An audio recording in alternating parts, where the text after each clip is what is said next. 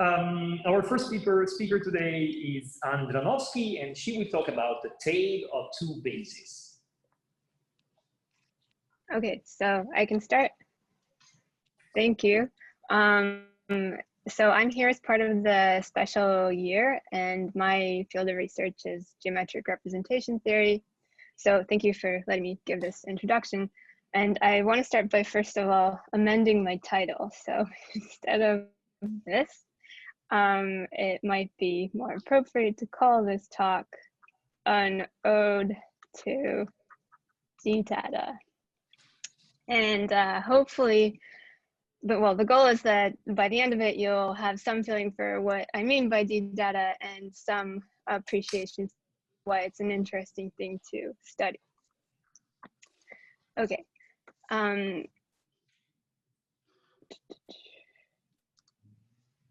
In the GRT dictionary, so what I'm interested in is complex algebraic groups and all these other conditions imposed on them for the purpose of the kind of results that I'll be reporting. So the group that you can have in mind is PGLC. So taking a cue from Pablo's talk yesterday, I'll fill in, first of all, what my interests are in the columns of this dictionary. So under the rep theory column, I'm interested in good bases of representations of G viewed in the coordinate ring on a maximal unipotent subgroup of G. Bases so good that they're called perfect.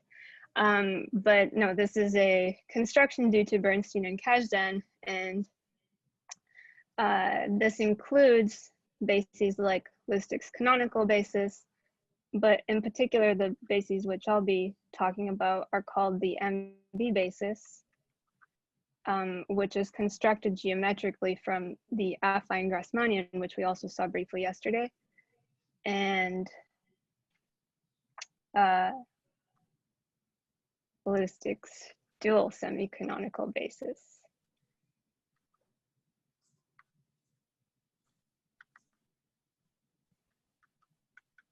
Okay, but primarily I'll be talking about the MB basis, and more or less both of these will be kind of black box. So on the algebraic, on the geometry side, these are both geometric constructions, and that just means for us that they're indexed by certain varieties. So the MB basis, like I said, is coming from the affine Grassmannian. It's indexed by varieties called MB cycles, and in type A, I'll tell you that you can actually think of this, think of these guys as generalized orbital varieties. My writing is too big, and I won't say what the corresponding varieties are precisely for this dual semi-canonical basis. And on the rep theory side, I'm also interested in an algebra map on CU to functions on the regular part of the Lie algebra of the torus of G. And this is a map denoted D, so that's our first appearance of this thing I called d-data. This is a map coming from recent work of Baum, Kemster, and Knudsen, where they developed a theory of measures on this guy, on the coordinate ring of U, which will enable us to compare specifically these two bases and answer definitively whether perfect bases are unique, a question that I'll come back to shortly. But so geometrically, this map for MB cycles, so that one should indicate that on MB cycles, this D bar manifests as a equivariant multiplicity.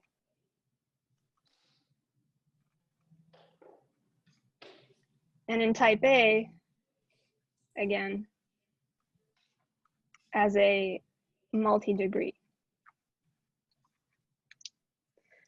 Okay, so that's that dictionary, and I'll add a column to it, a combinatorics column, because kind of the motivation for these perfect bases is combinatorics. Bernstein and Kazan's motivation was to geometrize the notion of a crystal basis. And it's true that these guys have a very rich underlying combinatorics, though it's also true that they all have the very same combinatorics. And this is just some abstract set theoretic structure, which concretely can be modeled or described by a set of polytopes called MB polytopes. And MB polytopes in both cases for 1 and 2 for the MB basis and for the dual semi-canonical basis. And in type A again, simply we have semi-standard Young tableau. And for completeness, I add this row here that the algebra map dbar and the multi-degrees, they'll match up with these things I call flag functions, but just to let you know that there's something there.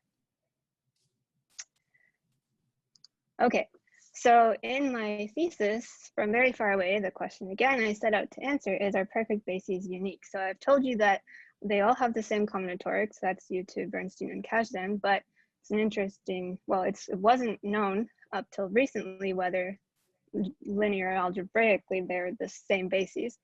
And so namely, really, this was the question of, does the MB basis agree with the dual semi-canonical basis?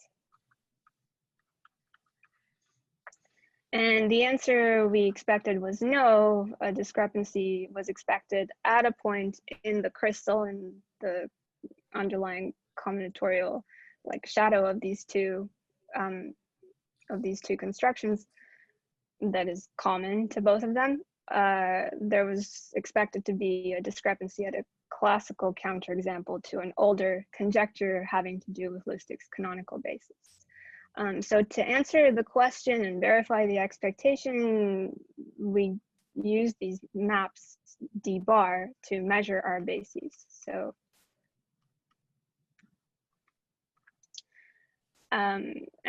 but in order to compute that dbar on, in particular, the MB basis, we needed some kind of a very explicit description of the underlying varieties. And so the main finding of what I did was basically cooking up from a semi-standard Young tableau, it was a type A result, equations of MB cycles via what I might refer to again later as the Spaltenstein recipe. Okay, so where and why is this an interesting question? Well, sort of maybe already mentioned, highest weight representations of G can be viewed in this algebra here by some natural map, where a priori actually the MB basis lives here and the dual semi-canonical basis lives here. Well, we can transport them all to the same place and compare them there. But why is it an interesting question? Not only because it's known that it was not known whether perfect bases are unique, but it was known that they all have the same crystal structure, but also because their crystals admit this nice combinatorial model called MB polytopes in a compatible way. What that means is that, so there is a map from our perfect bases to a set of polytopes, but there's also a polytope map that is defined intrinsic to the varieties. So in one case, the MB cycles, which I'll distinguish from the varieties indexing the dual semi-canonical basis by writing Z, and the varieties indexing the dual semi-canonical basis, which I'll just write as Ys. So these MB cycles define elements BZ, and the Ys define elements BYs. But both of these actually, again, intrinsic to those geometric guys, admit maps to polytopes. So for the MB cycles, this is just take the moment polytope. And for the Ys, this is take the Harder-Narasimhan polytope, because those Ys have something to do with modules over the pre-projective algebra of a quiver, which have a Harder-Narasimhan filtration. So the question is, well, first we have this commutativity, and for example, if G is PGL3 to see it in action, the moment polytope of P2, which does occur as a MB cycle, is this nice moment polytope here, and the coordinate on U that it defines, the basis element that it defines, is Z. And well, whatever the recipe here is, this happens to be the same polytope. But for PGL3 and up to actually type A3, this is not an interesting question because perfect bases are known explicitly. Their formulas are known, and they are known to be unique. So given that this construction was defined sort of intrinsic to the input that was used to construct the perfect bases, a natural question is, do equal polytopes maybe remember more information and imply equal perfect basis vectors? In their recent work, Baumann, Chemnitzer, and Knudsen asked a weaker question by associating two functions on U, these measures on polytopes living in the dual of the real algebra of the torus, which can again be defined intrinsic to those varieties. So again, I have such a triangle, I'm replacing my polytope maps by Ds. These Ds, they're defined as limits, and they again are pretty intractable to compute to actually compare anything. So an even weaker question replaces these Ds by the dbars, the constant coefficients of Fourier transforms of the Ds. And these are functions on the regular part of the Lie algebra of the torus. And these are concretely given by some formulas, but kind of more invariantly, D of F on an element X is F and X, where this guy is the unique element such that when we conjugate by, add by this guy, when we conjugate X by this guy, we get X plus a sum of root vectors, so a particular regular element. So the sort of final question was this question: do the dbars agree whenever the polytopes agree? And well, as I said, the answer was no, but in order to answer the question, we had to actually compute some dbars, and that relied on this Mirkovich-Vibernev isomorphism relating slices in the nilpotent cone of a Lie algebra in type A to slices in the affine Grassmannian of type A group. And the fact that this isomorphism restricts to an isomorphism of MB cycles and generalized orbital varieties. So these are some affine varieties in a nilpotent cone, so varieties of nilpotent matrices. And they're called generalizable because all of this content depends on some parameters, as things in representation theory generally do. So specializing a particular parameter to a special value recovers ordinary orbital varieties, which are just irreducible components of nilpotent orbits intersect unipotent subalgebras. And so there is a passage from MB cycles to these guys, and these guys can be described pretty concretely by this Spaltenstein recipe, where you input a Young tableau and you output a generalized orbital variety. So that input being a semi-standard Young tableau, we actually have to add to the diagram, the polytope diagram we saw at the beginning, another map to what are called Lustig data, because those happen to be more readily available for Tableau. And it's known that this is a bijection by work of Chemnitzer. So the theorem is that I can match up MB cycles and generalized orbital varieties according to their combinatorial data. This is the main theorem of my thesis, and the theorem that allowed us to express this d-bar of a perfect basis, MB perfect basis element in terms of a multi-degree of a generalized orbital variety. Okay, and finally culminating in a counterexample, this tableau would correspond to a pair of basis vectors whose dbars were not equal but related by this equation. So one kind of immediate question to follow up this work with is, can we more qualitatively describe the dbars? Like, okay, this is an existence result. Can we say more generally what is the relationship here? Or describe, so these dbars, they're certainly not injective. Can we more precisely understand the kernel of a dbar, or use dbar to establish a change of basis? Okay, these are both quite hard questions. My goal is to work on during this year are easier questions, two of which are slightly easier questions, two of which I'll tell you here. So one is towards a categorical version of a dbar, and using this dbar again to compare the MB basis and yet another basis, the canonical basis.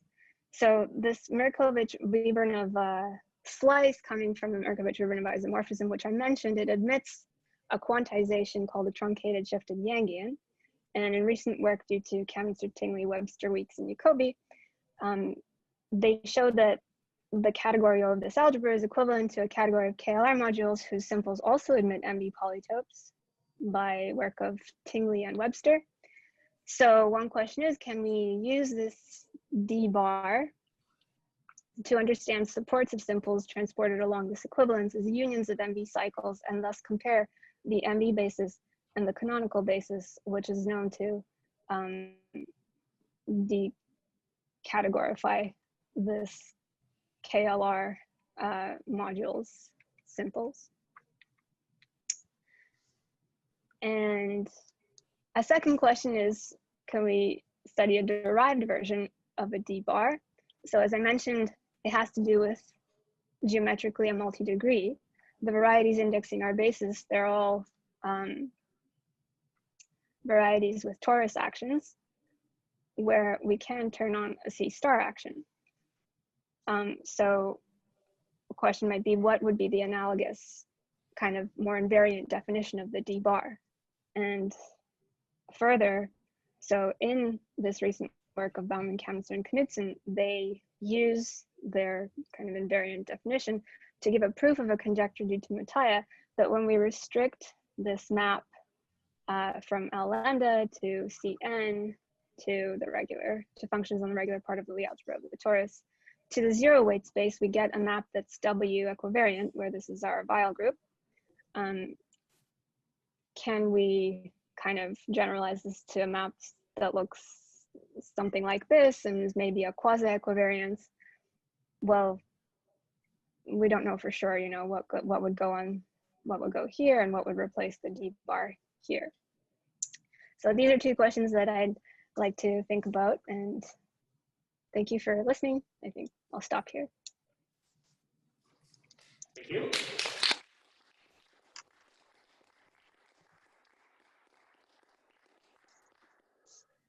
Questions for our speaker? Yeah, I have a question. So, hello? Hello. Yes. Yes, Hi, please. Professor Lust. Yes. So you talk about two bases, but of course there's a third basis, the canonical basis. Yes. So how does it compare these two bases with this third basis? Well, I don't know. That would be this question.